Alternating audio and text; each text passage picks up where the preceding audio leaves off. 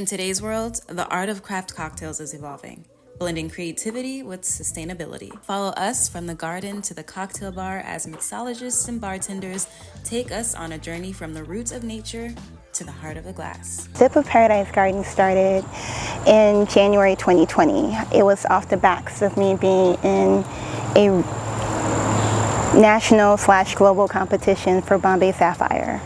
It was Bombay Sapphire's most imaginative bartender, and I was part of the 2020 cohort. And in this competition, we had to talk about our creative outlet outside of bartending. For me, it's my culture as a Liberian woman, as well as gardening. It's something I did with my American grandmother and my Liberian grandmother. So it was something dear to me that I wanted to do, and I wanted a space just for bartenders. But it's really evolved into more than that. It's more now for hospitality people, which is good because, at the end of the day, the busser aims to be a server, aims to be a bartender, aims to be whatever. So if bartending is the end goal, why not have everyone in the space so they can learn from each other? Every herb, fruit, and vegetable tells a story, and today, these stories will be transformed into something that makes Atlantans want more than just a sip. Having the garden here allows our members to utilize ingredients that they might have to purchase from somewhere else otherwise. We really do encourage use of local product whenever necessary anyway, but to be able to grow some of that ourselves is really awesome. The garden created for bartenders to just go and excel and plant and get in the soil and just release, from being around people and just being around your peers.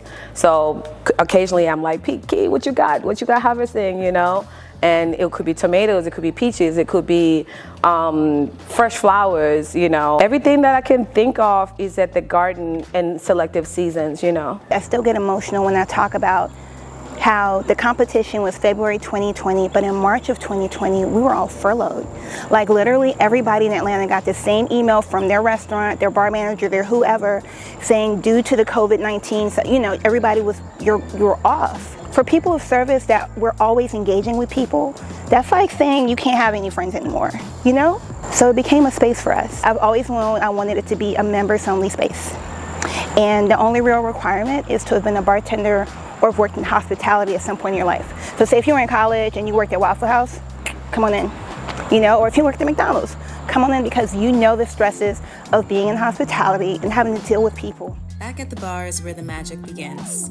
Armed with the freshest ingredients, our mixologists and bartenders are ready to craft cocktails that are as beautiful as they are delicious. We named that cocktail Pusha T, Black Cliff Vodka, Buy-Up Gin, 10-to-1 Rum, and Uncle Nair's in one glass. And then I'm gonna incorporate my culture in it, which is a tea syrup. So I created a hibiscus peach syrup. And I added a little lemon and topped off a little soda to dilute just a little bit. I came up with a garnish, a nice little, skeleton leaf and some fresh pishu. Cheers. The journey from garden to bar is more than just a process. It's an art form that adds a special touch to every dining experience in the A.